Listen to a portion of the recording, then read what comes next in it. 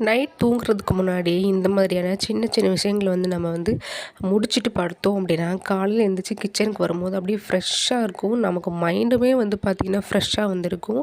நம்ம கிச்சனை க்ளீன் பண்ணாமல் பாத்திரத்த அப்படியே சிங்க்கில் போட்டுட்டு காலைல தூங்கி எந்திரிச்சு பார்த்தோம் அப்படின்னா, அந்த டேவே நமக்கு வெறுப்பாக தாங்க இருக்கும். ஐயோ! இவ்வளோ வேலை இருக்கா அப்படின்ற மாதிரி தோணும். ஸோ முடிஞ்ச அளவுக்கு பார்த்திங்கன்னா, கிச்சனில் இருக்கக்கூடிய சின்ன சின்ன வேலைகளை அன்றைக்கி நைட்டே முடிச்சுட்டு நீங்கள் தூங்க போங்க. கிச்சனை பொறுத்தவரைக்கும் அங்கே இருக்கிற நமக்கு 2 வேலை என்னென்னு பார்த்தீங்கன்னா, அந்த கவுண்டர் டாப் க்ளீன் பண்ணுறது, சிங்கில் இருக்கக்கூடிய பாத்திரங்களை க்ளீன் பண்ணுறது. முக்கியமாக பார்த்தீங்கன்னா, இது 2மே முடிச்சுட்டு படுத்தோம் நமக்கு ஈஸி.